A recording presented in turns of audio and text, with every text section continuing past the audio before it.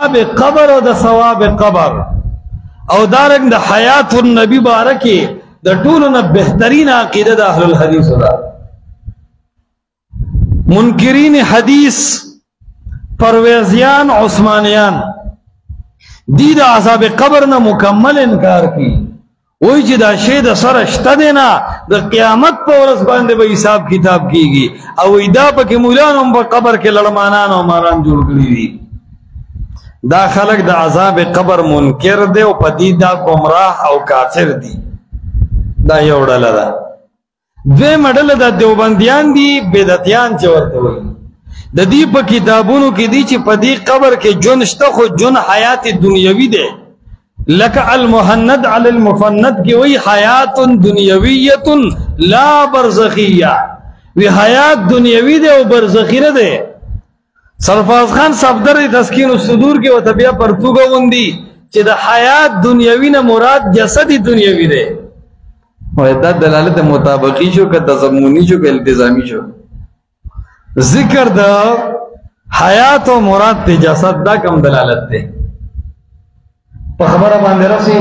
او د دې یو کتاب د رحمت کائنات هغه کې د انس د مالک قول ذکر کړی دی چې یو سړی وفات شو، کپنچور لړو، دا هغه قبر کولاو کوي، دا ولی ورپسې شو، کپنچور ته منډه واله وی دې کور ته لړو، خپل کور ته چې لړو بی بی سره ملاو شو، نو پس د مرګ د زوی شو، دا هغه نوم انس کنه مالکو.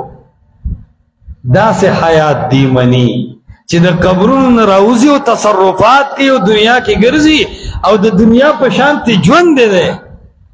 نو درې عقیدې شوې. څو عقیدې شوې؟ یو عقیده د عثمانیانو، معتزله او د پرویزیانو او د منکرین حدیثو ده چې هغه مکمل د عذاب او ثواب د قبر نه انکار کوي. دام گمراه دي. دویمه عقیده د بدعتیانو، د بریلیانو، د اهل الشرک والبدعت ده چې هغه په دې قبر کې حیات دنیوي مني.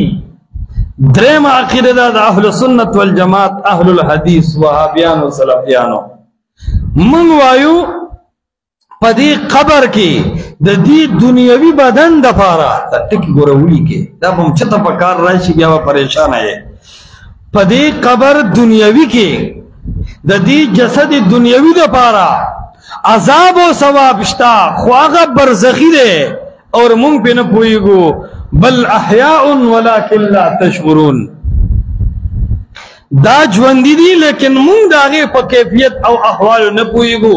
او دویم دا چې اهل بدع او اهل الشرک وایي چې روح د مړي همیشه دپاره په دې قبر کې وي. او اهل سنت والجماعت، اهل الحدیث و عقیده دادا چې د سوال جواب نه علاوه روح په دې دنیوي بدن کې نه، روح د نیکانو په جنت کې او روح د بدانو په جهنم کې، الیین او سجین چې ورته وایي. د فرقونه ولیکې دا مسله معرکة الاعراض ټول نه خپل موقف او منهج پکې زمونږ دی. انشاءالله مونږ د عذاب نه انکار نه کوو په شان د منکرین حدیثو، خو مونږ ژوند ثابتو داسې نه په شان د بدعتیانو. مونږ هغسې ثابتو کم چې د الله پیغمبر جناب رسول الله صلی الله علیه وسلم ثابت کړی دی، ویلی دی. کله چې وفات کیږي نو حدیث مو ویلو اللهم فی الرفیق الاعلی، اے اللہ پر رفیق اعلی کی میں د خپل دوستانو سره ملاو کې.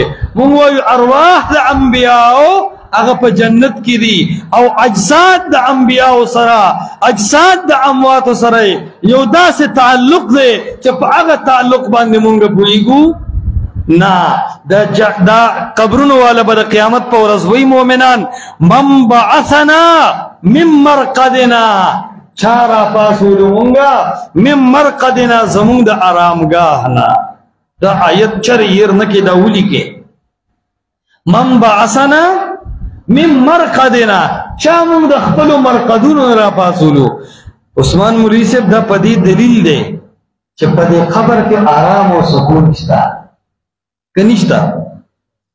او مرقد برزخی قبر ته وایي که د دنیا دی ته د دنیا دیتا چا مونږ د آرامگاه نه را پاسلو پته لګي مؤمنانو ته په دې دنیوي قبر کې آرام حاصل دی نو چې آرام وته حاصل دی نو حیات وردم حاصل دی نو مونږ یاد ساته په دې دنیوي ځمکه کې په دې دنیوي قبر کې د دې دنیوي جسد د پاره د عذاب او د ثواب قائل یو خو هغه حیات سره کم حیات چې برزخی دی ومن ورائهم برزخ الى يوم يبعثون اور پاتی شو په اعتبار د دنیا نو اموات غیر احیاء وما يشعرون ايان يبعثون مړ دی او ژوند دي نه دی په اعتبار د دنیا او د دنیا د حال لنا خبر دي اوس خبره حل شو د اخیره مستقره د ټول نه بنیادی او اساسی عقیده وا نه به غلو کو چې لکه د بدعتیانو حیات دنیوي ومنو